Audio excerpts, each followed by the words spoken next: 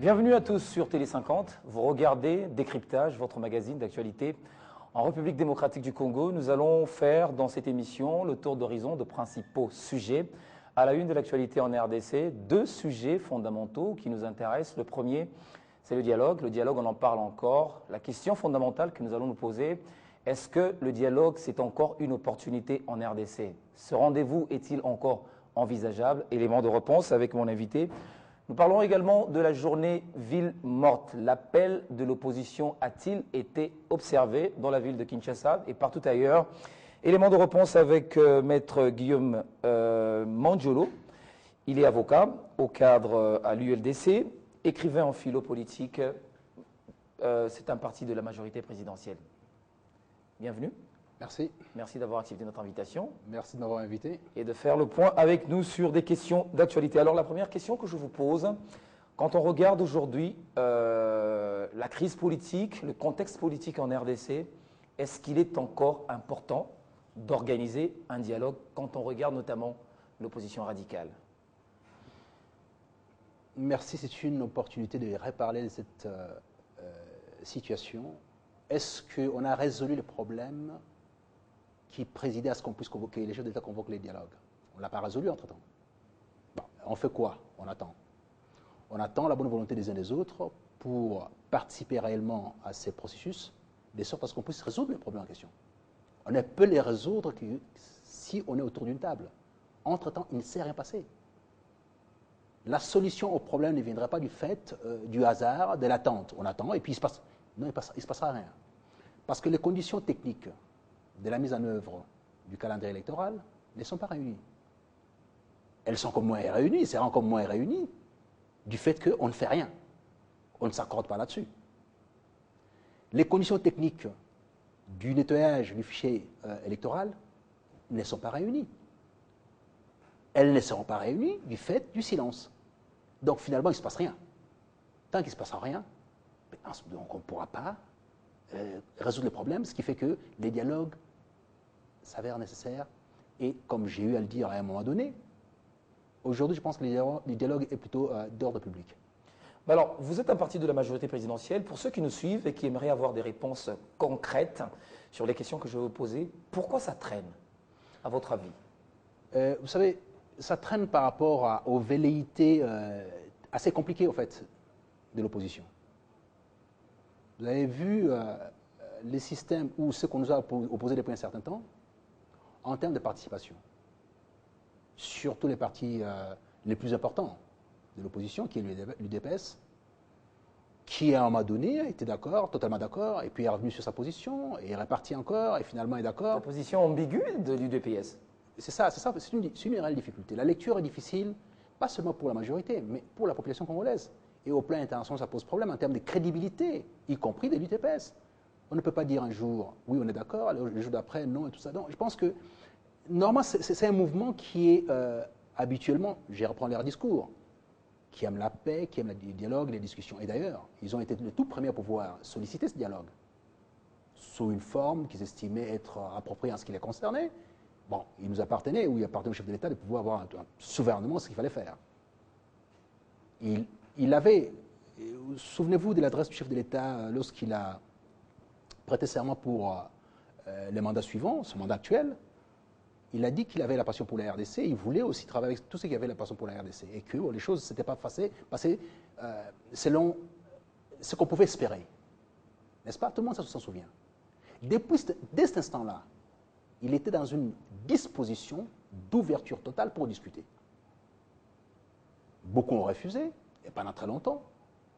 Il s'est avéré qu'il avait raison, que toutes les difficultés inhérentes à la situation depuis un certain temps ne pouvaient pas être résolues que par la discussion. Autrement que par la discussion. Au jour d'aujourd'hui, on revient toujours à la même position de 2011-2012. Parce que les gens regardent dans les rétro, ils ne voient que les concertations et depuis l'année passée, les contacts entre les uns et les autres, tout ça, mais ils oublient que les points déclencheurs, le point de départ de la position du chef de l'État date de la prestation de serment. Parce que les difficultés qui ont jalonné les élections étaient telles qu'on ne pouvait pas faire autrement qui est reconnaître que cette œuvre humaine, cet exercice démocratique, assez complexe pour la deuxième fois, n'avait pas répondu à certains critères. Donc, au-delà des résultats qui nous confortaient quelque part, il y avait des soucis qu'il fallait absolument regarder. Vous avez relevé le caractère ambigu du parti de l'UDPS par rapport aux obstacles à l'organisation du dialogue. Vous en êtes quand même conscient que si l'UDPS, la participation ou non de l'UDPS pose problème également pour la majorité. Vous en êtes conscient? Non, ce n'est pas la participation ou non. Je reviens sur les préalables. Y a-t-il un problème en RDC en termes de tenue d'élection, oui ou non? Oui, il y a un problème. C'est-à-dire que cette formulation, ces syllogismes, si je dois le placer en termes clairs ou simples, on aura toujours la même péroraison. Ça sert à la même conclusion, ça ne changera pas. Est-ce que nous sommes dans les dispositions requises pour tenir les élections? Non. Nous ne sommes pas. Qu'on soit des gauches, des droites, majorité, opposition, du centre d'ailleurs, c'est la même réponse. La communauté internationale, dans son entièreté, a regardé, a dit que non, vous n'êtes pas en mesure de tenir les élections sans dialogue. Dialoguer. Bien, on en est là. Alors, si un parti politique ou une tendance quelconque prend une position aujourd'hui, la modifie demain, rêver sur la position, très bien, c'est leur droit, après tout, nous sommes dans une démocratie, nous l'affirmons. Mais en même temps, il y a aussi la population. Il y a les gens qui vous regardent, qui attendent une position. C'est-à-dire, on ne peut pas faire des allers-retours en permanence sans avoir une position très fixe. Il m'en souvient encore, il n'y a pas très longtemps, je pense qu'on va toucher au sujet, où on a eu une sortie assez intéressante du secrétaire général de l'UDPS qui disait que bon, la ville morte pour eux, ce n'était pas un peu comme la Cinco. Il ne fallait pas. Parce qu'il y a la récupération. Très bien. Tout le monde a entendu le message. Les journaux, les médias ont écrit, en reprenant mot à mot ce que monsieur avait dit. Hier, on apprend que non, écoutez, ça a changé. Bah oui, ça pose un problème. C'est-à-dire, ce n'est pas quelqu'un de l'extérieur qui a sorti ces propos-là, c'est quelqu'un du parti. Et des plus, qui est secrétaire général. Donc c'est une voie autorisée.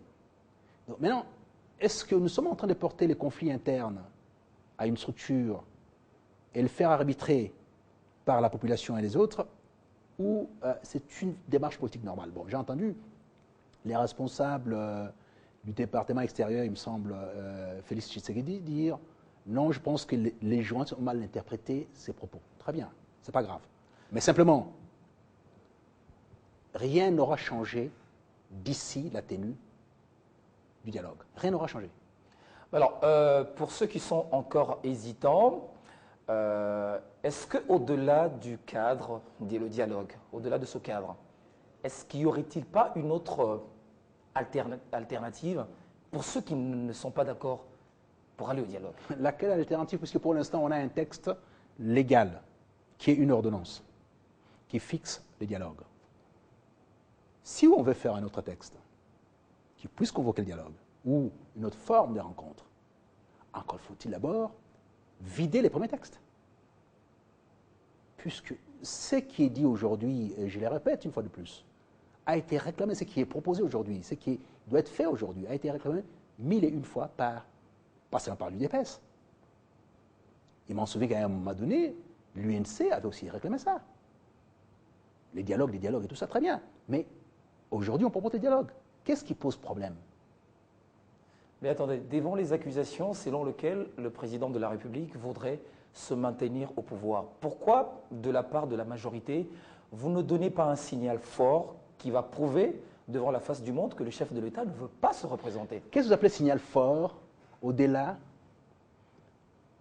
de l'ordonnance convoquant les dialogues? Qu'est-ce qu'il y a comme signal fort? Je ne parle pas de ça. Oui, mais non, j'aimerais comprendre. Qu'est-ce qu'il y a comme signal fort?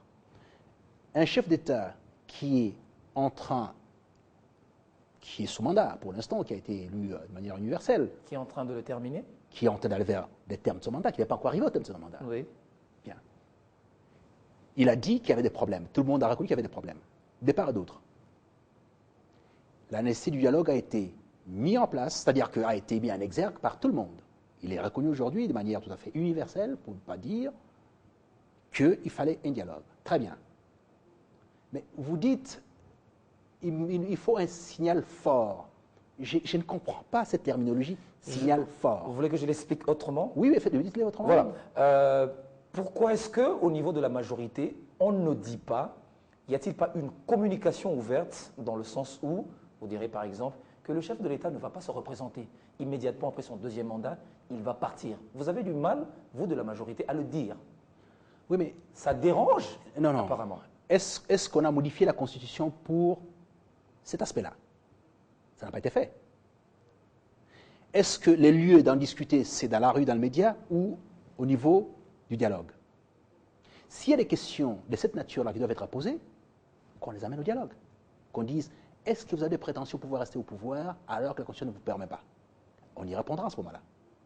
Mais pour l'instant, les mandats sont en cours. Je ne vois pas l'objet de cette question. Donc ça veut dire que même si je vous pose cette question sur mon plateau ici, vous aurez du mal à y répondre. Non, mais je n'ai pas à avoir du mal à répondre parce que la question ne se pose même pas. C'est la question c'est d'ailleurs l'obstacle. Non, mais la question ne se pose même pas. Pourquoi est-ce qu'on pose cette question-là? Parce que les prétentions des uns et des autres sont aujourd'hui présidentielles. C'est ça. Tout le monde veut être chef de l'État. C'est ça le problème en fait.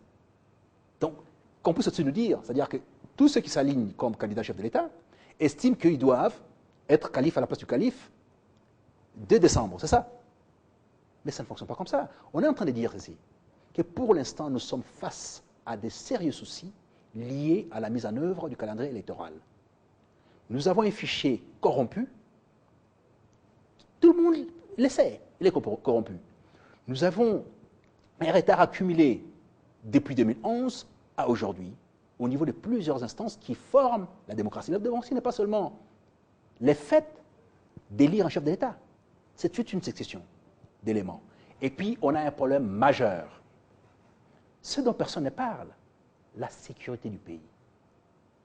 Vous savez ce qu'il faut pour mettre en place ces pays, être dans ces périmètres sans pouvoir être attaqué matin, midi, soir? Donnez-moi juste un nom d'une personnalité politique aujourd'hui, majorité comme opposition, qui peut vous certifier qu'une fois au Palais de la Nation, il a la garantie de gérer la sécurité de notre pays en temps et heure contre les attaques extérieures et les troubles intérieurs. Monsieur Guillaume, ça, les gens ne l'avaleront pas. Parce que vous voulez faire croire aux gens qu'il n'y a que le chef de l'État qui peut le faire. Non, ce n'est pas ce que je suis en train de dire. Je dis simplement, lorsqu'on fait le passage des témoins, il y a des prérequis. Il y a des mécanismes permettant, pour un pays comme le nôtre, si vous voulez faire le passage des témoins, il y a un processus. Lorsqu'on vous remet les tabliers, vous devez savoir quel genre de tablier vous allez porter et pour quelle activité vous allez faire. Et la raison majeure, ce n'est pas forcément des raisons liées aux aspects économiques et la gourmandise politique que je vois ici et là et tout ça. C'est d'abord des aspects sécuritaires. Et pour le faire, oui, vous avez l'obligation de vous asseoir autour d'une table, qu'on vous dise ce qui se passe exactement dans notre région ici. Monsieur Fleury, souvenez-vous que ce qui s'est passé au niveau de la République centrafricaine. Bozizé, dehors, tout ça, très bien. Michel Jotoja a eu le pouvoir. Il a laissé le pouvoir. Il a laissé le pouvoir. Vous pensez sincèrement... Et c'est quoi le rapport? Quels sont les rapports? Le rapport avec c'est la gestion des aspects sécuritaires qui a présidé à ce qu'ils puissent rendre les tabliers parce que ce n'était pas possible. C'était ingérable.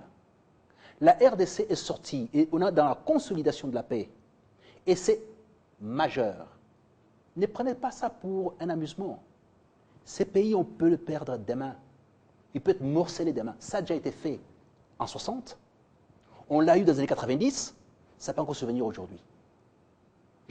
Moi, j'ai mal à mon pays pour penser qu'effectivement, si quelques aventuriers par les faits de la propagande, de la soif, de la revanche, parce que vous savez, quand je regarde un peu les panoramas politiques aujourd'hui, nous, on a été observateurs critiques, très critiques à l'extérieur, on regardait ça de loin, on travaillait sur le plan scientifique, on analysait, on regardait les grands textes des Hobbes, les grands textes des Locke, les tout grands textes et tout ça, pour voir comment est-ce qu'un État peut se mettre en place. Et j'ai compris que la chose utile pour la RDC, c'était celle qui portait sur l'art spécial de la discussion.